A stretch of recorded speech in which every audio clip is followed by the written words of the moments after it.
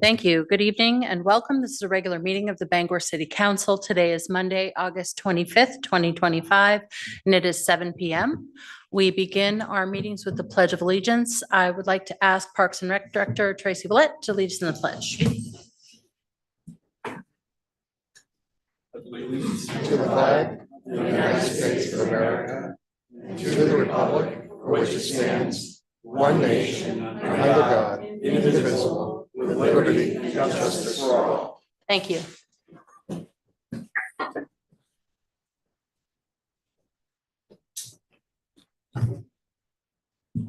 This is the portion of the meeting set aside for general public comment related to city business that does not appear on this evening's agenda. Public comment, whether in person or via Zoom, requires a person to state your name and whether you are a resident of Bangor. The City Council has adopted a public comment policy that we will adhere to that governs topics, comments considered out of order, offensive, or confidential, and a time limit of 15 minutes at the beginning of the meeting with the ability of the chair to reopen public comment at the conclusion of the regular business meeting. Each person is limited to 3 minutes during the public comment period. The public comment period is intended for city council members to listen, not to respond to or debate with members of the public, although we may ask questions. If you do not live in Bangor or own property in Bangor, please allow those who do to have the opportunity to speak first. If you'd like to offer comment on any item related to city business that does not appear on the regular agenda, you may approach the podium. On Zoom, the public can be recognized to speak by utilizing the hand raise function or on the phone by pressing *9. Good evening, my name is Michael Norton. I'm from Bangor, Maine, and the cancer cure is imminent. There are field lines of magnets and the magnetic field of planet Earth and the moon that are separate from each other but in the same system. And people should know the field lines of the magnetic field daily on Earth just as they do the clock, the back of their hands. 12 to 12 or 0 hours to 2400 hours. That's going to help facilitate the cure in our healthcare system for cancer and Parkinson's. And we need to put research funding into those employees, administrators at the universities, the scientists getting paid and with tenure should know how many field lines every day there are in the magnetic field in rotation on planet Earth. Nobody on the council knows. Nobody from the Ivy League schools knows yet, I don't think.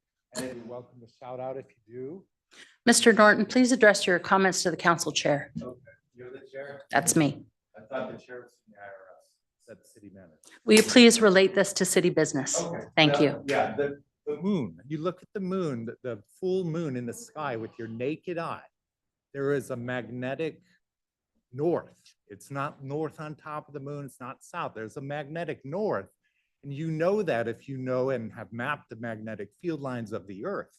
Because if you've done that, you can map it with the moon because they're part of the same system. They're not the same, they're not identicals, but it's an awesome lesson. And our universities are failing, our scientists are failing because they're not even allowing that in a debate venue format in the United States of America. It's ridiculous. And I'm trying, you know, I may have been retaliated against by people from Hollywood and television in my nascent first career without even knowing it, with anti-competitive behavior by them against me. And they may have retaliated after that against me in 2008 without me knowing that they were anti-competitive in the first place. And they have retaliated again in 2014 up to the present after I got a master's of public administration degree. I don't care about that. I care that we get the information about the science and the math out to the people who need it. We've known, nobody teaches us at home or in schools, NASA knows best. Nobody teaches mother knows best, right? Nobody says NASA knows best. We shouldn't have a department in administration, a spy agency like that, global and domestic, just to allow them to get away with healthcare costs way ballooning beyond recognition by the media. It's not the healthcare costs that are a problem. They are a problem, but we have to face the rain with people who aren't getting their jobs Done. Thank you. Thank you.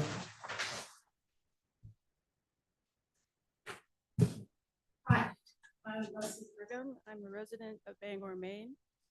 And I'm here representing a group of other residents within my area where I live. I prepared some documents for you guys to take a look at. Okay, so members of the Thank you. Bangor City Council. Already approximately 8 drug and alcohol recovery centers are within close proximity to this address. In addition, children's pickup for school is at 5th and Cedar, directly across from 168 Cedar Street, which just was purchased to be turned into yet another recovery home. So there will be a total of 9 recovery homes within close proximity. In an area where families are fixing up their homes, 168 Cedar sold for only $150,000, which is way below market. It's predatorily priced below other properties in the immediate area. For their specific reasons, the former owners sold below cost, and we don't know why that happened. Don't you agree with us that there should be a cap on the number of recovery places within a single area? Remember, 5th Street is an area where people are adding significant value to their homes. It's an area where a recovery house doesn't belong, where there are already too many recovery houses. To tell the truth, we aren't opposed to recovery houses, but when they try to locate in an area where people are greatly improving their properties, have children playing and going to school with their friends, and are building the values of their homes, we are opposed to another recovery house in an area that is already saturated with them. This will greatly downgrade the value affecting tax income to the city. And bottom line, this is the wrong place for another recovery house to exist. Thank you.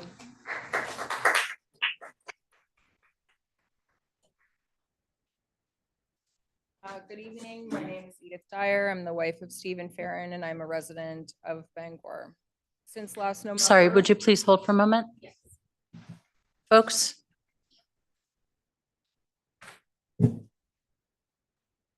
Thank you. Since last November, we've been dealing with the Historic Preservation Commission attempting to get a certificate of appropriateness for replacing our slate roof with slate facsimile. An engineer recommended it be replaced. Our insurance company demanded that we replace the roof not later than this past June. Otherwise, our insurance was not going to be renewed. We were denied our certificate of appropriateness following our November appearance before the HPC. We appealed to the Board of Appeals. Starting with our Board of Appeals hearing, Councilor Wayne Meller has taken an unusual, almost fanatic interest in our roof. While I question the propriety of a sitting councilor appearing as an advocate before a board that he has a hand in appointing, more significantly, Mr. Meller appeared before the Board of Appeals and lied. He lied about 2 different matters. First, in advocating against anyone being allowed to replace slate with asphalt, he said, and I quote, "I believe historic preservation does not consider the cost of doing something.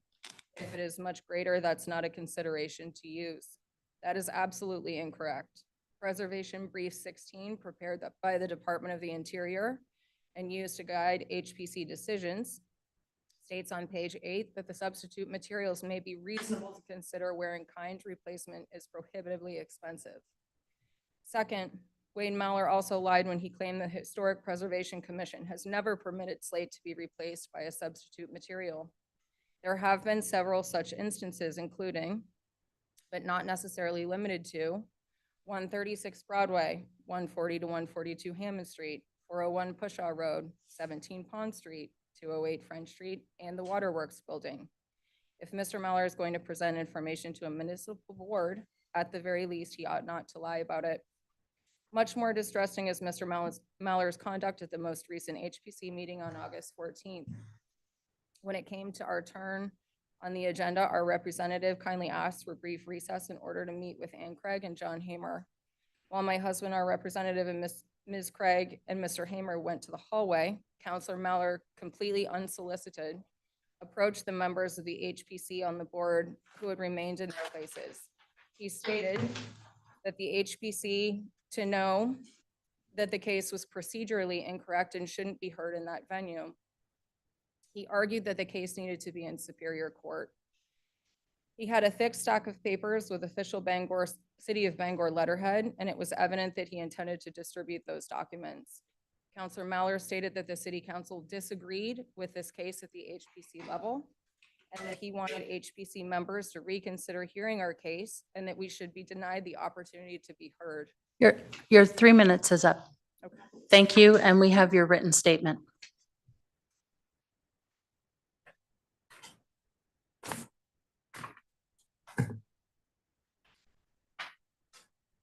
Good evening. My name is Steve Farron, and I own the property at 198 Broadway. Since November, I have been attempting to obtain a certificate of appropriateness for replacing my slate roof with slate facsimile. I was denied a certificate of appropriateness at the November meeting of the Historic Preservation Commission and subsequently appealed to the Board of Appeals. After losing at the Board of Appeals, and while I was preparing to take an appeal to the Penobscot Superior Court, I was notified by the city that we should submit another application for a certificate of appropriateness and that the application would be considered de novo.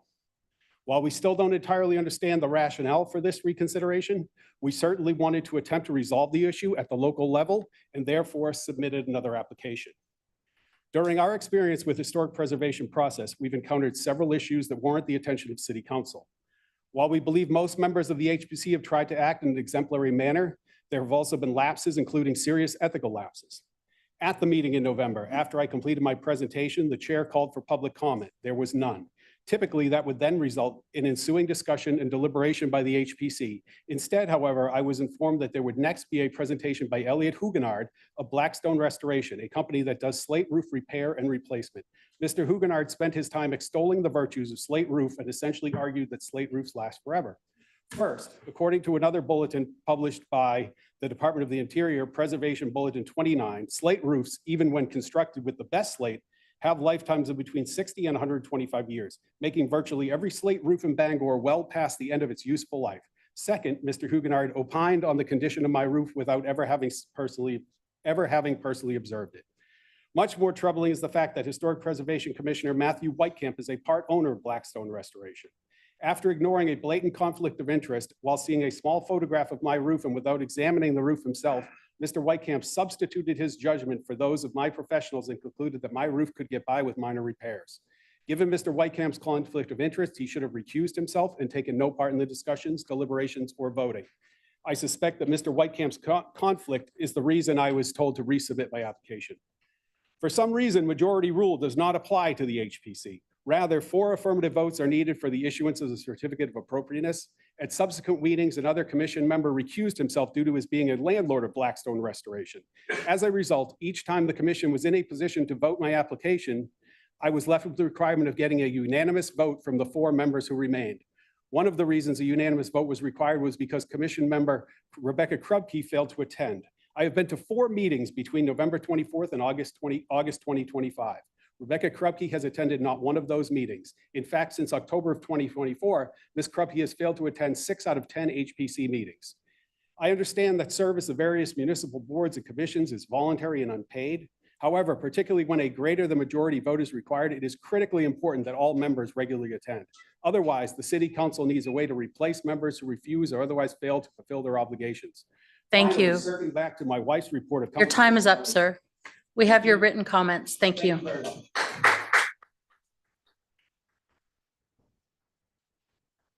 name is Rick Violet. I'm a general contractor. I'm also a shareholder in a company that owns property in an historic district. We have a slate roof we're dealing with as well. You have my written statement, so I'm not going to read it in full. I want to point out that we have met with several owners of historic properties. Matter of fact, we sent out notices to the owner of each and every historic property in the city of Bangor and met with them a couple of times. We had a subcommittee. We are proposing, and it's included with my written statements, some proposed amendments to the historic preservation ordinance. They seem to make sense. They balance the need for historic preservation on the one hand with economic reality on the other hand. Mr. Mallor is 100% wrong when he says cost doesn't matter in these things. We received 3 different estimates for 3 different houses. The most appalling one was for 18 West Broadway that has an assessed value of 500 and some odd $1,000, and the cost of replacing a slate roof, which is due soon, is $1.225 million. That's unsustainable, it's unrealistic, and yes, in fact, cost does matter. And we look forward to the opportunity to discuss at a later date the proposed amendments we presented to you. Thank you. Thank you. All right, we are going to close the initial public comment period now and move on to the business meeting for tonight. I assume there are other people in the room who would like to wish to speak at the conclusion of the business meeting. So we will reopen public comment for another 30 minutes at the end of the business meeting tonight. We'll move on to consent agenda. Minutes of Bangor City Council meeting of August 11th, 2025, and Finance Committee meeting of August 18th, 2025. 25-253 order authorizing the city manager to apply for the Federal Aviation Administration's Airport Terminal Program Grant in an amount not to exceed $22 million. 25-254 order authorizing the city manager to execute a contract with Sargent Corporation to perform maintenance to the Bangor International Airport stormwater system in the amount of $382,700. 25-255 resolve ratifying staff action of applying for a grant opportunity with the Maine Department of Transportation under their discretionary transit funds competitive grant program for FY 2026 in the amount of $468,682. Move passage of the consent agenda. Second. Thank you. We have a motion. We have a second. Seeing no doubt, consent agenda has passage. Referrals to committee and first reading. 25-256 ordinance amending chapter 228, article 5, safe zones, first reading. 25-257 ordinance amending the land development code, section 165-105, rural residents and agricultural district to allow as conditional uses, private schools, training facilities, and recreational uses as major arterial only, first reading. Thank you, Madam Clerk. Move referral. Second. We have a motion. We have a second. Seeing no doubt, the items are referred. New business. 25-258 order censuring City Councilor Joseph Leonard for inappropriate public remarks concerning a city personnel matter. Councilor Fournier. Thank you, Madam Clerk. Madam Chair, I'd like to move order 25-258. Second. Thank you. This order would censure Councilor Leonard for inappropriate public remarks made on May 7th of this year at the City Council Budget Workshop. On May 7th, the Budget Workshop, Councilor Leonard made inappropriate public remarks regarding a city personal matter which deprived a city employee the right to have complaints conducted confidentially under state law and acted outside the scope of his authority as a city councilor. By stepping into an area the city charter and the city code specifically reserved for the city manager as administrative head of the city.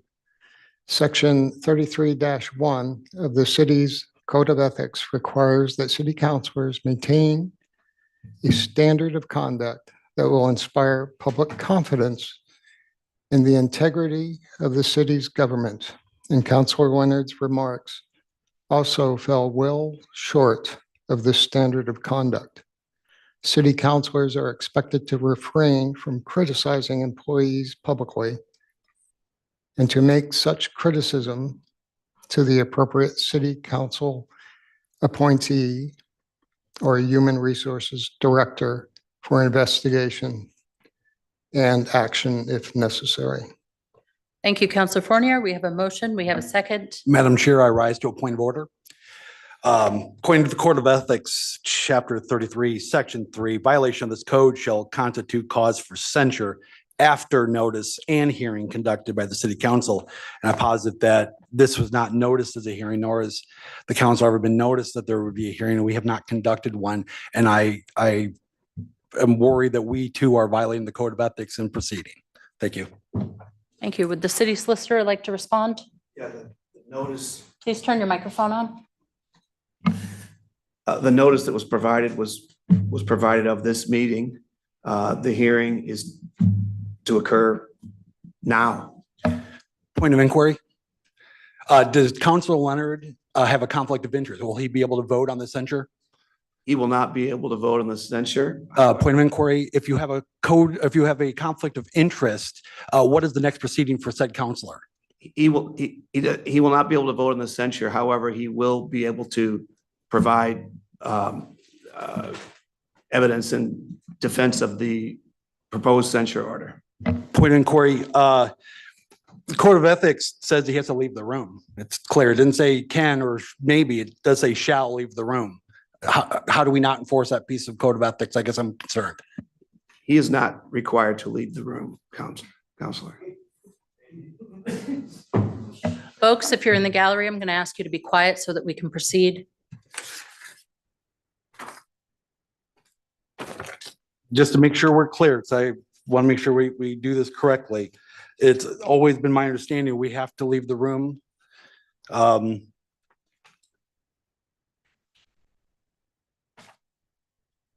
Counselor, if I may. Yes. Oh, yeah, please do. He doesn't have a conflict of interest under that code of ethics rule that you're looking at. He is not allowed to vote on the censure because it is a request of his being censured. I guess I'm not following on that.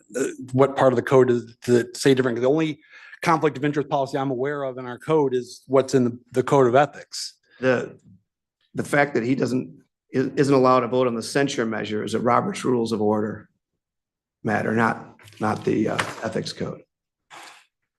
Thank you. Yeah, We will well- proceed. Is that the ruling of the chair that there is no conflict? This is okay?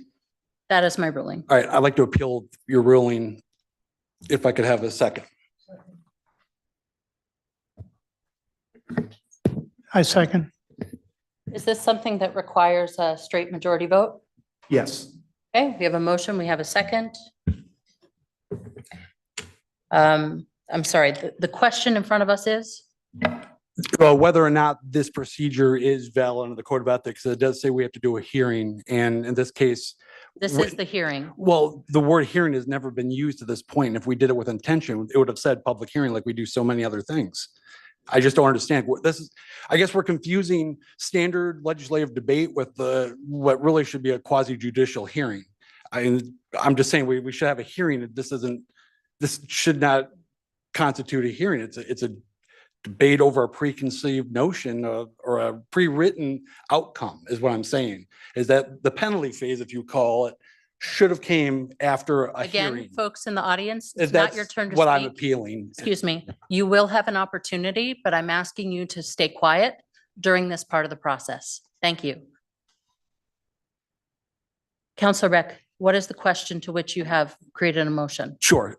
Is this proceeding proper under our code of ethics that require the hearing? Thank you. Thank you. A yes vote means that you believe this to be a proper procedure. A no vote means you do not. Roll call vote. Counselor Beck, No. Counselor Dean, Yes. Counselor Fish, Yes. Counselor Fournier, Yes.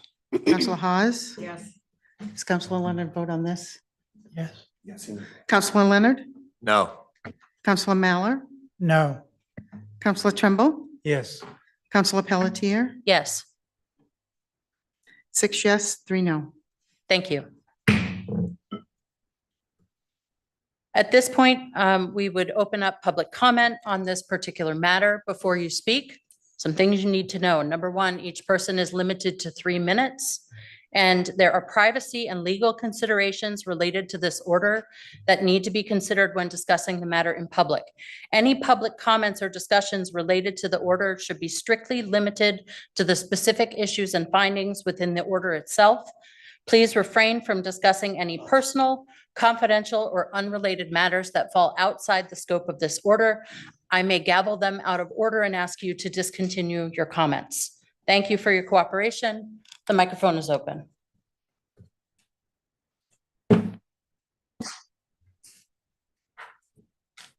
And if you would please state your name and whether you're a resident of Bangor.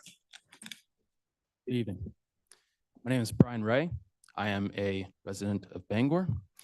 And I wanted to share a very concerning transcript associated with the finance director's inability to complete the 2024 audit over the course of several months throughout early 2024. January 8th, we're looking, I'm hoping that we can look at a February issue date.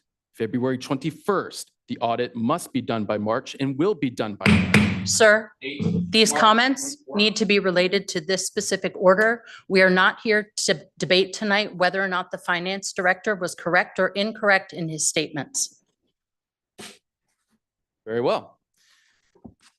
Months upon months of advancing this important deadline is equivalent to a gross deception of this council and the Bangor public as to the preparedness of the finance department's ability to fulfill its civic duties.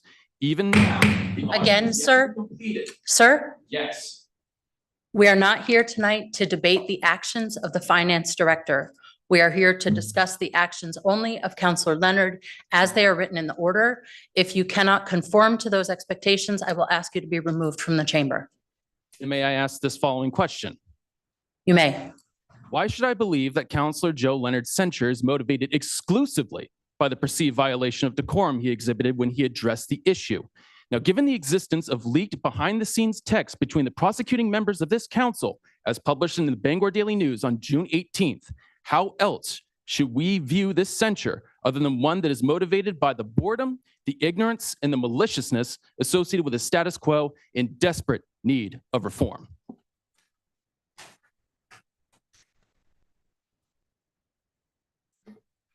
Any answers?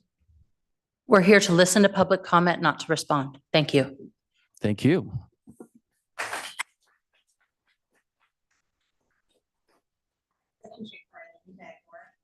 I'm a former city council member. I think I can use my title of former is at the front.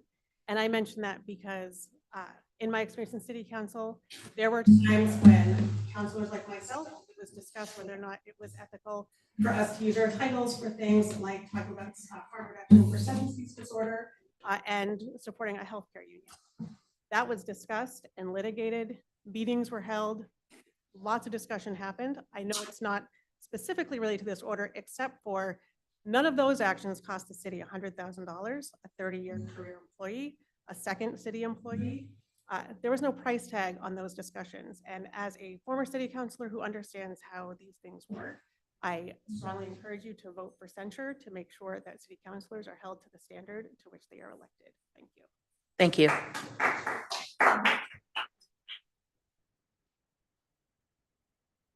Hillary Simmons, a resident of Bangor. I rise today because I believe the proposed censure of Counselor Joe Leonard is not only unnecessary, but also unfair to both him and to the taxpayers of Bangor.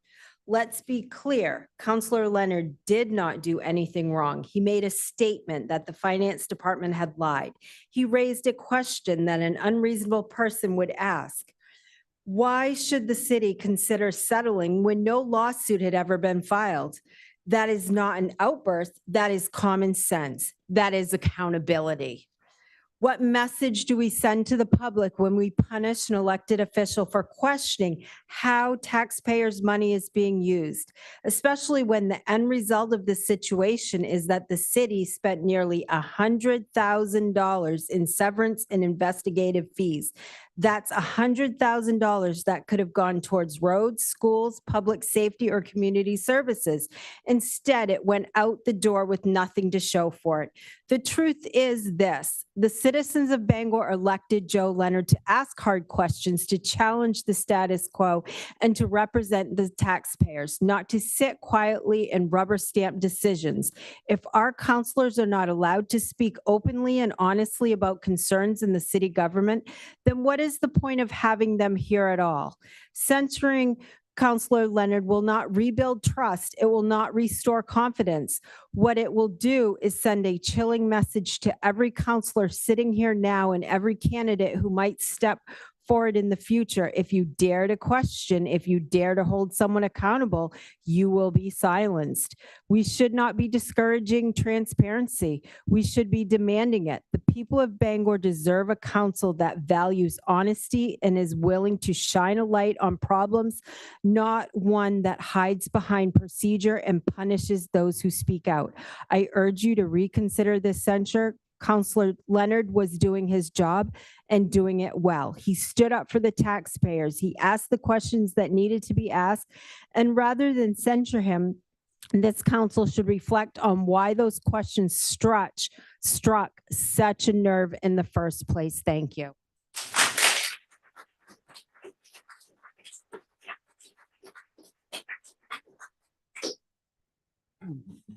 Good evening, members of the City Council. My name is Scott Party, and I'm a citizen of Bangor. I stand before you tonight to address the matter for the proposed sanction against Councilor Joe Leonard. While I respect the council's authority and the need for order, I believe this action is a mistake that sends a troubling message to our community. Councilor Leonard's frustration, as expressed during recent discussions, was not born of malice. It was born of accountability. For months, we have heard assurances from the finance director that the 2024 audit was on the verge of completion, yet here we are still waiting. Each missed deadline chips away at the public's confidence in our city's financial leadership. When Councilor Leonard spoke up, he was doing precisely what we elected him to do. He was representing the taxpayers of Bangor. He was asking for answers and demanding a timeline that we could rely on. This is not a bad look for the council. It is the essential work of a public servant. Sanctioning him for this sends a clear and chilling message that asking tough questions about our city's finances is a punishable offense. This is the opposite of the transparency and good governance our community deserves. Instead of focusing on punishing one of our own for speaking the truth, we should be working together to find out why this audit has faced so many delays. Let's drop this proposed sanction. Let's stand with Councilor Leonard in his calls for answers. Let's focus our collective energy on solving the problem, not on silencing the person who brought it to light. Thank you. Thank you.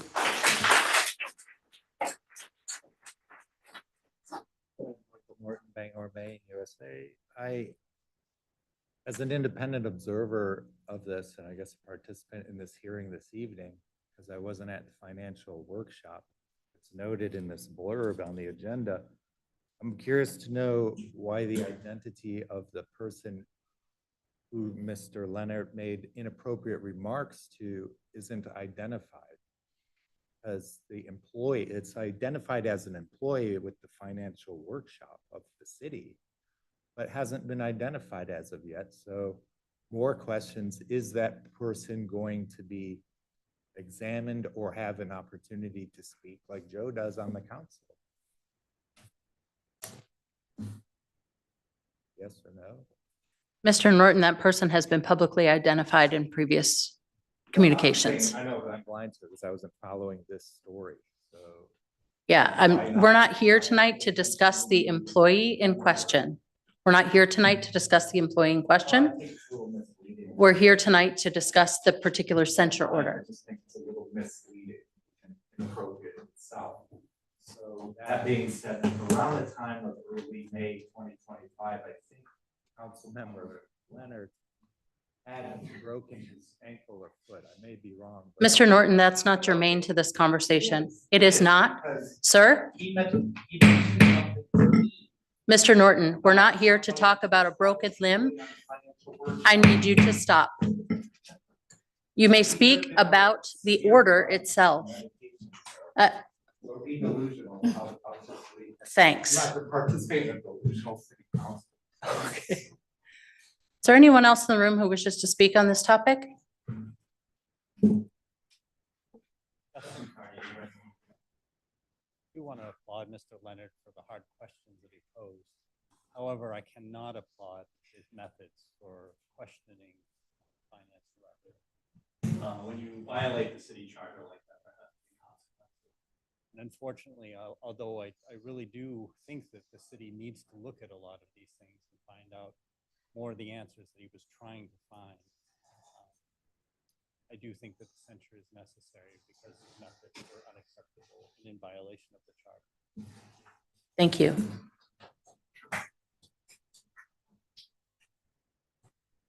Afternoon. I'm Wendy Dana, and I am also a taxpayer and a citizen of Bangor. I am very concerned. I was not going to stand up, but I do feel that I need to, because I also have been watching all of your meetings for at least the last year.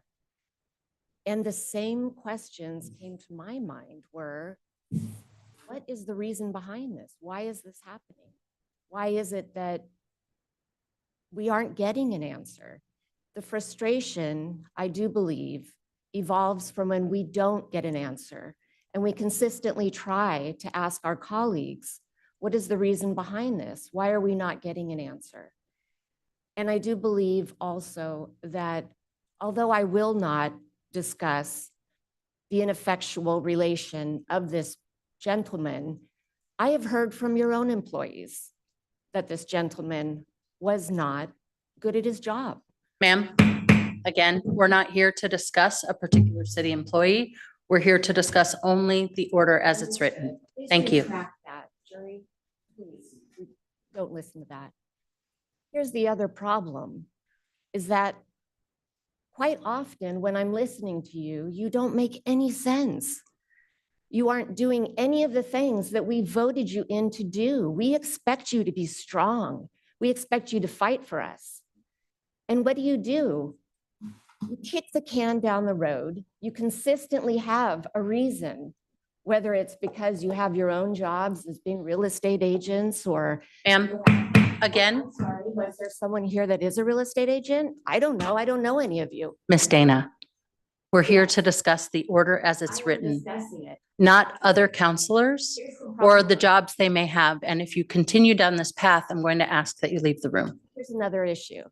The censorship is incorrect because anybody has the right for freedom of speech. These things were public. Everything that had been discussed was already public. Everybody understood what was going on. So I think the fact that you don't really do much is shameful. And the one time that we do get somebody who does strongly express their opinions and their concern, because you understand that was what he continuously said, was he was concerned. You should all be concerned. You should be concerned about what happens within your own walls. Thank you.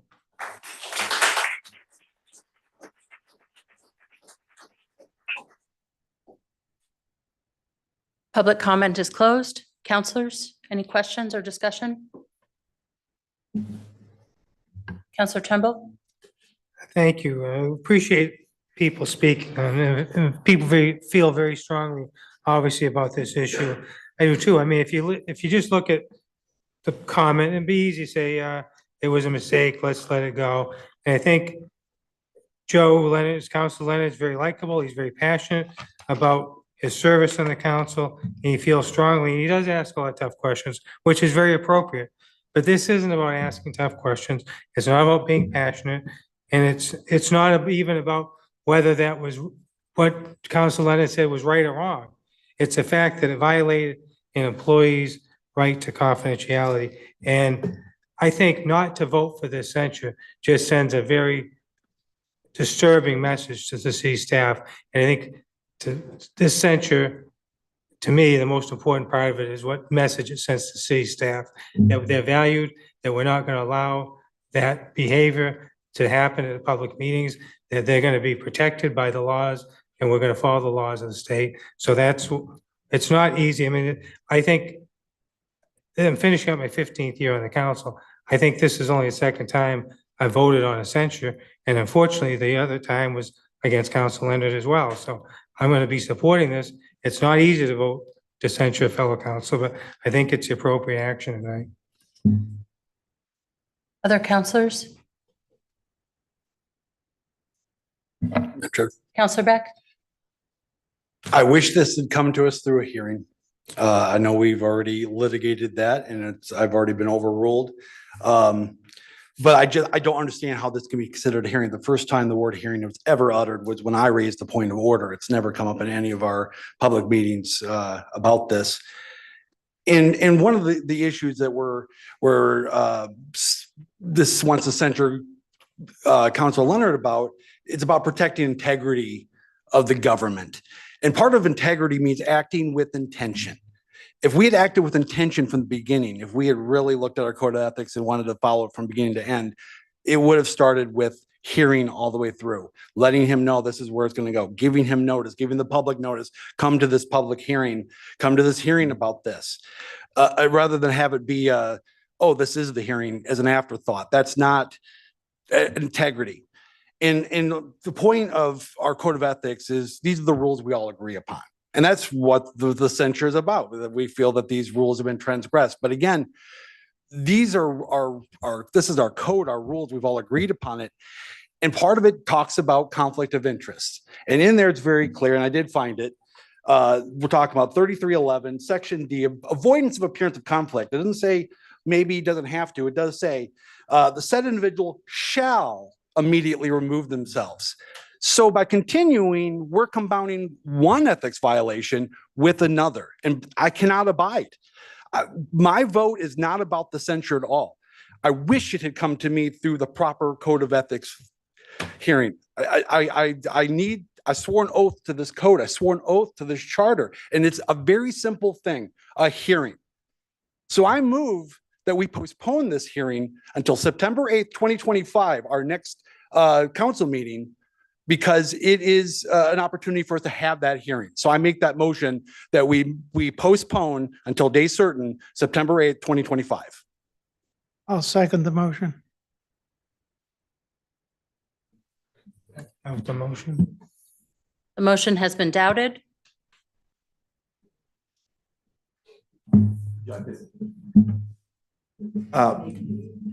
The motion can be voted on, but can have discussion beforehand. Councilor Beck is making an argument that was already overruled by the council. But I just want to clarify the fact that Councilor Leonard is entitled to a hearing does not even mean he's entitled to public comment at the hearing. He's entitled to have a hearing and to present any sort of defense to the proposed censure order. And I want to make sure that Councilor Leonard is given an opportunity specifically to do that. But Councilor Beck is incorrect in stating that this is a conflict of interest situation. Councilor Leonard is not allowed to vote on the censure order because it is a proposed censure order against him. It doesn't have anything to do with the conflict of interest provisions that are in the code of ethics. Could we state into the record what part of the code that's from that calls out censure specifically? Councilor Beck, this has already been overruled. Well, right, but for the record though, because we're stating that I'm wrong. I'm just asking for the record, just to state what part of the code, that's all. Councilor Leonard is not permitted to vote based on Robert's rules of procedure, not based on the code of ethics. Thank you. We have a motion on the table to postpone the hearing to a date certain. A yes vote is to postpone the hearing. Roll call vote. Councilor Beck, Yes. Councilor Dean, No. Councilor Fish, No. Councilor Fournier, No. Councilor Hawes, No. Councilor Leonard, Can I vote on this? Yes. Yes. Councilor Mallor, Yes. Councilor Tremble, No. Councilor Pelletier, No. 3 yes, 6 no. Motion fails. Are there other council comments?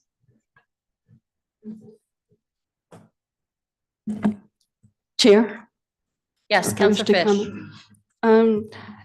I agree, censure is very serious. I do believe that Councilor Leonard has contributed greatly to our meetings that I have participated in almost 2 years, but I cannot agree to our staff being spoken to or certain rights being violated, no matter how we feel about their, what we may believe or think they're doing or what we disagree with. They have to go through the proper channels, and this isn't the first time that he just, Counselor Leonard just has not followed the respectful protocol that is required. And so therefore tonight, it has nothing to do with things believed or not believed. The employee did right or wrong. It was the way in which they were handled. Our staff works hard, just like the citizens of Bangor deserve our support, so does our staff. And therefore, that is why I am voting for the censure. Thank you. Other councilor comments?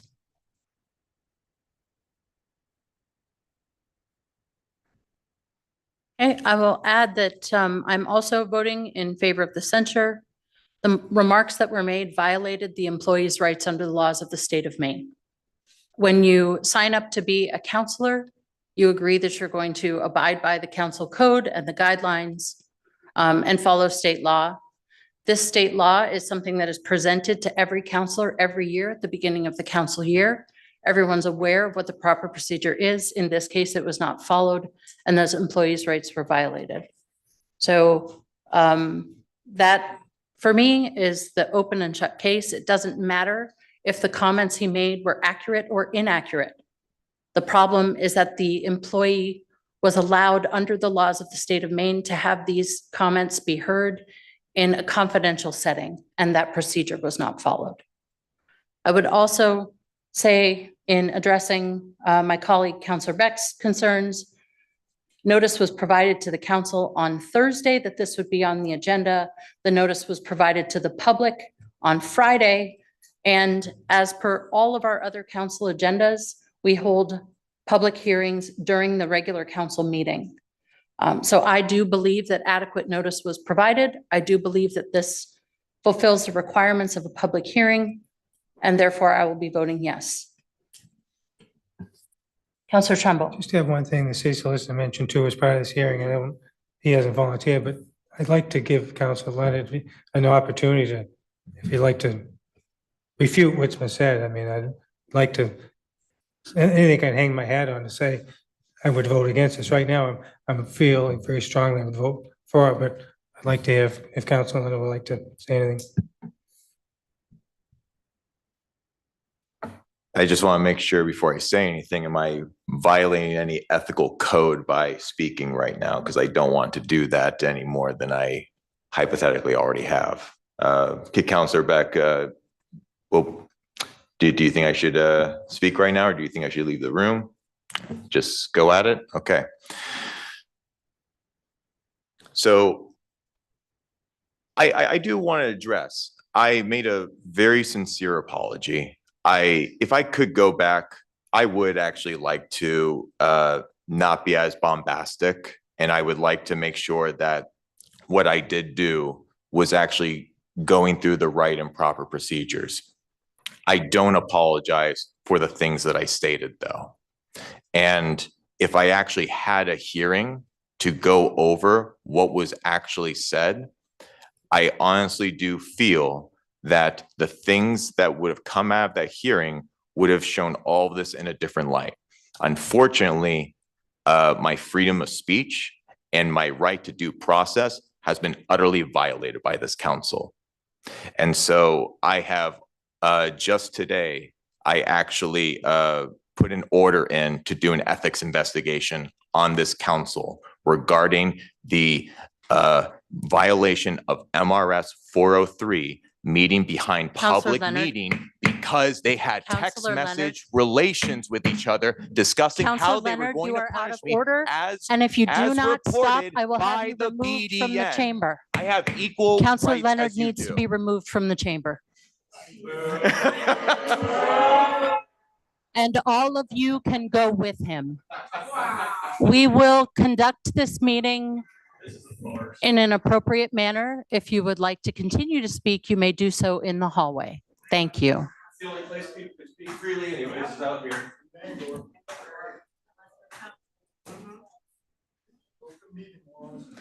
Folks, please don't require us to remove you from the room. If you're going to stay, please do so quietly.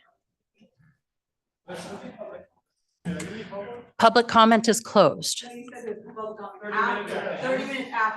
Excuse me. There will be public, excuse me. There will be public comment on, if you would like to speak on any matter that does not appear on the regular agenda, you can do that after the close of the regular business meeting. This censure is on the regular agenda, which means we will not be accepting additional public comment on it this evening. Thank you. Any other council comments? Roll call vote.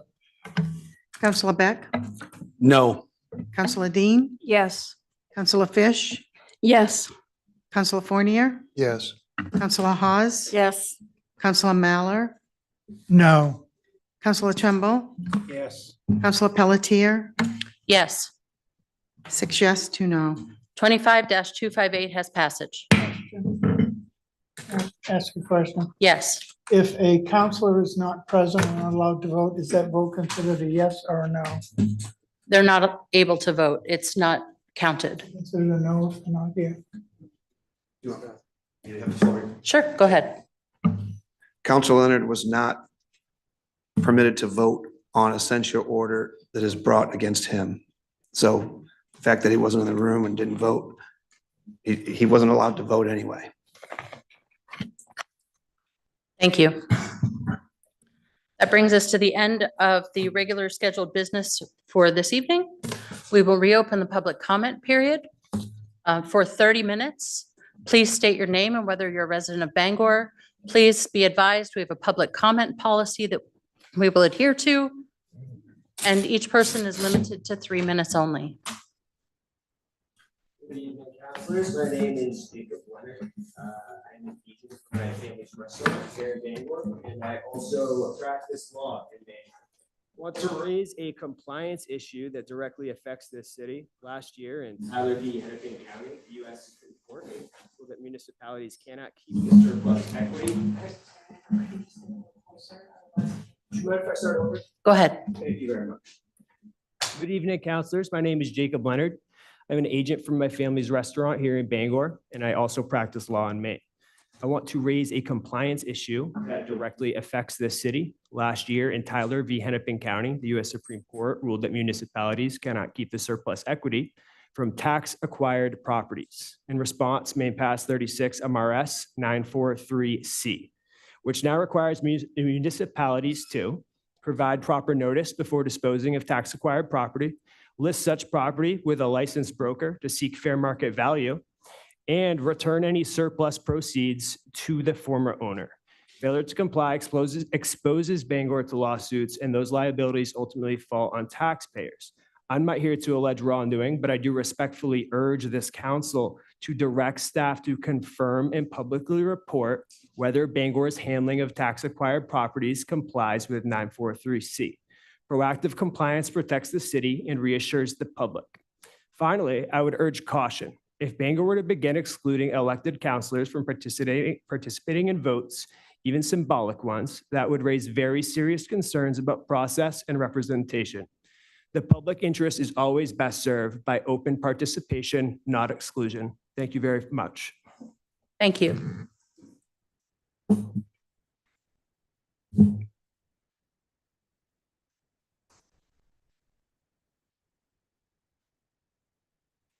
You've already spoken in public comment this evening? No, I spoke. Oh, in thank you. regards to the censure. Yep, thank you. So that's not true. Hillary Simmons, resident of Bangor. I just want to, not just to the council, but also the taxpayers of Bangor, remember, elections are coming up. If you don't believe that the sitting city council members are the ones that you voted for and are doing what you want them to, then there is a vote coming up. It's really important to think that people are campaigning for things and never following through with it. So I think it's the time that the city needs to step up and make the decisions on who is the right person. It's not about personal preference. It's about doing the right thing. Thank you.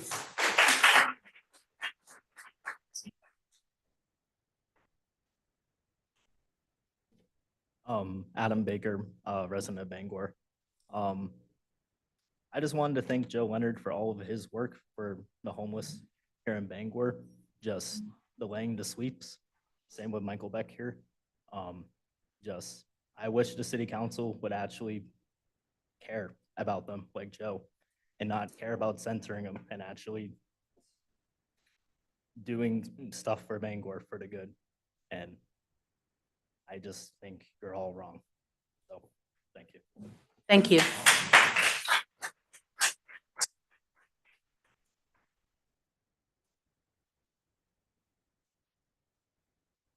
Justin Cartier, resident of Bangor.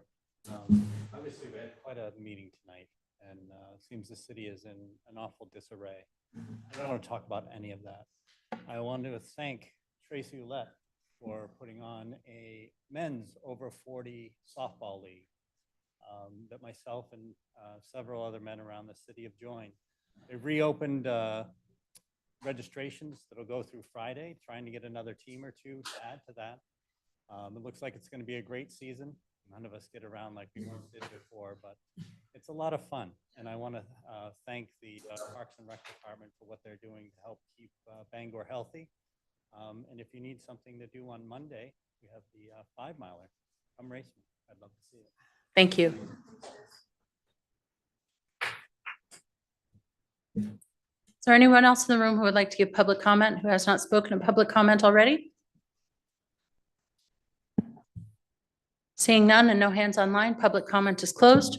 Move to councillor closing comments. Councillor Meller, Good night. Councillor Fish, Good night. Councillor Haas, Good night. Councillor Trumbull, Good night. Councillor Fournier, Good night. Councillor Dean, Good night, Bangor. Councillor Beck. Good night. We are adjourned. Good